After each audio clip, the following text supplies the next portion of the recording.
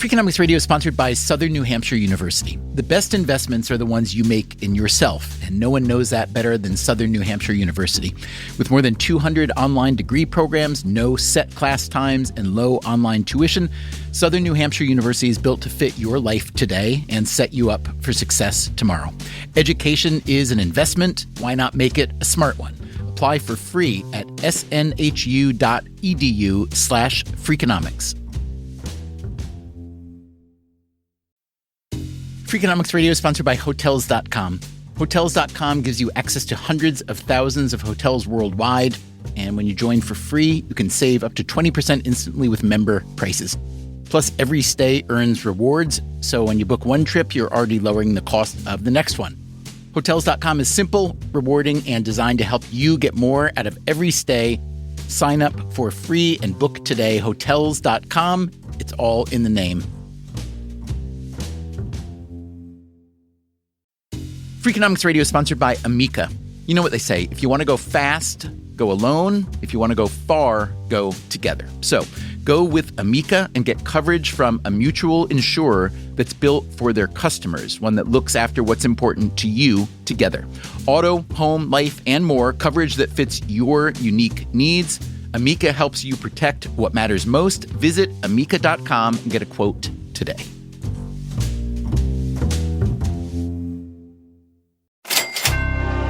From APM, American Public Media, and WNYC, this is Freakonomics Radio on Marketplace. Here's the host of Marketplace, Kai Ryssdal. Time now for a little bit of Freakonomics Radio, that moment in the broadcast every couple of weeks where we talk to Stephen Dubner, the co-author of the books and the blog of the same name. It is The Hidden Side of Everything. Dubner, welcome back, man. I missed you.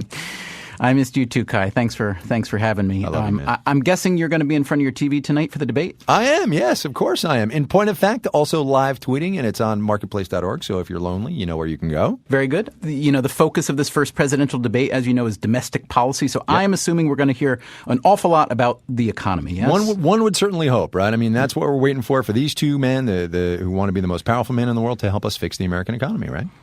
So, Kai, let me say two things about this. Okay? The first, okay. Which I have said on your program before, yes. and I probably will again, okay. is that the U.S. president has much less influence over the economy than we actually think. Yeah, but we have to pretend, right? Come on. We have to pretend. My second point is actually more heretical than that. My second point is this. There are people out in the world who will argue with you that the great age of American economic growth is just over. Okay, here's Robert Gordon, an economist at Northwestern. Okay.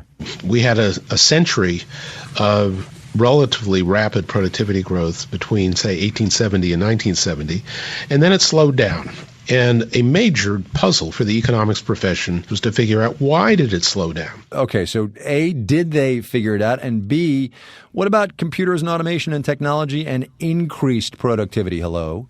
Excellent questions. I know. So okay, here's the way Robert Gordon explains it. There have been three what he calls industrial revolutions over the past couple centuries. The first one was, steam power and railroads. Yeah, was the Industrial Revolution, right? Yeah. That was a big one. But the second one that we're really most thankful for included things like electricity, the internal combustion engine and the fuels to run it, clean water.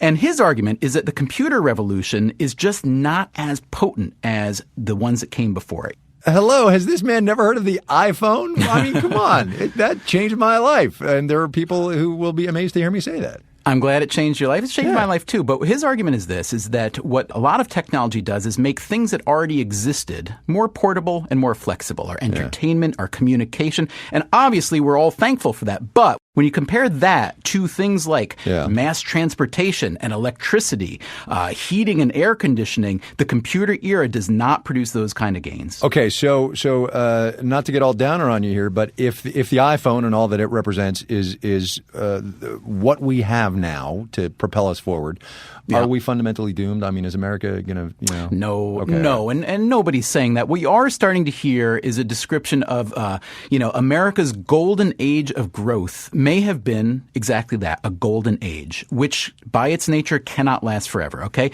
Tyler Cowen, an economist that you've had on this program before, he's coined a name for the current U.S. economy. He calls it the Great Stagnation, okay? Now, that said, Cowen is a big believer that new technology, artificial intelligence, for instance, will lead to further growth. He thinks that Robert Gordon's prediction, therefore, is probably a little bit too grim. I think our ability to forecast future growth has never been all that great. So about the future, I'm actually fairly optimistic. Yeah, which is great, but what if, Dubner, right? What if Gordon's right, and what if you're right, and that the greatest growth is behind us? Then what? Well, look, it may be, and again, these are predictions, and you know how I feel about predictions. They're mostly worthless. But it may be, however, time to start thinking about the U.S. economy, not so much in terms of never-ending growth, which we've been trained to do, but in terms of a different word, which is sustainability, essentially, right? Which isn't necessarily the worst thing in the world. And of course, that's what we're going to hear the president and Governor Romney talk about tonight, right? Not about growth at all. Yeah. Are you kidding me? No. First of all, they both need to preserve this fiction that the president controls the economy.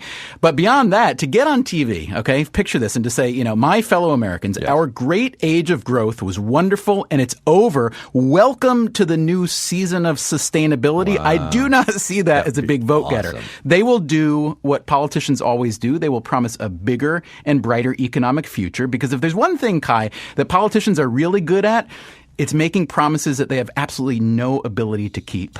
Stephen Dubner, Freakonomics.com is the website. We will talk to you again in a couple of weeks, man. See ya. See ya, Kai. Thanks.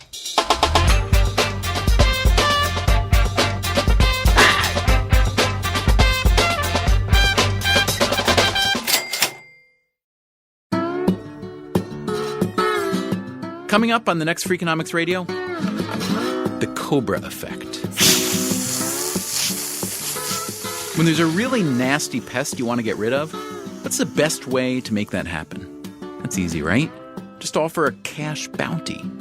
What could possibly go wrong with that?